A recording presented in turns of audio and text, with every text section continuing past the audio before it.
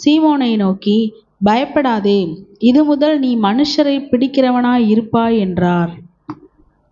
அங்க எத்தனை பேர் இருந்தாங்க? இயேசுவோடு அங்க அதுல வர்றது எத்தனை பேர்?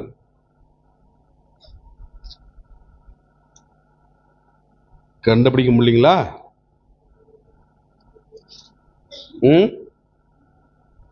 சீமோனுக்கு கூட்டாளிகளான செபதேயுவின் குமாரனாகிய யாக்கோபும் யோவானும்.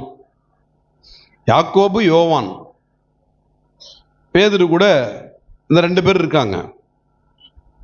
அவங்க பார்த்து என்ன பண்றாங்க?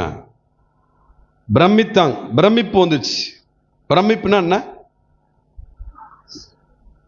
ஆச்சரியத்தினுடைய உச்சகட்டம், ஆச்சரியத்தை விட அதிகமானது பிரமிப்பு. அப்படியே ஒரு மாதிரி மூச்சு கூட வராது. ஆச்சரியம்னா அப்படின்ட்டு ஒரு மாதிரி பார்ப்பாங்க. இது மூச்சு கூட வராது. இப்படிலாம் நடக்குமா அப்படின்ற மாதிரி. ஆண்டவர் இயேசு கிறிஸ்து செய்த காரியத்தை பார்த்து இந்த 2 பேருக்கு என்ன ஆகி போச்சு? பேதுருடைய கூட்டாளிகளாகிய யாக்கோபுக்கும் யோவானுக்கும் பிரமிப்பு வந்து போச்சு. நீங்கள் இயேசு கிறிஸ்துவை உறுதியாக பிடித்து கொண்டு அவருக்கு ஏற்ற அர்ப்பணிப்புள்ள வாழ்க்கை வாழ்ந்தால் உங்களை காண்கிறவர்கள் பிரமிப்படையத்தக்கதான காரியங்களை கர்த்தர் உங்களுக்கு செய்வார். ஏன்? ஆச்சரியமானவரே,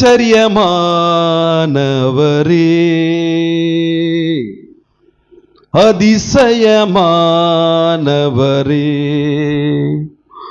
இந்த ஆண்டுல கர்த்தர் வாக்கு பண்ணினபடி அவர்கள் கண்களுக்கு முன்பாக உன்னை மேன்மைப்படுத்துவேன் என்று வாக்கு பண்ணின கர்த்தர் சும்மா மேன்மைப்படுத்த மாட்டாரு. அவர்களெல்லாம் பிரமிப்படையத்தக்கதான மேன்மைகளை கொடுப்பார், நன்மைகளை கொடுப்பார், ஆச்சரியமான காரியங்களை செய்வார். செய்ய போறாரு.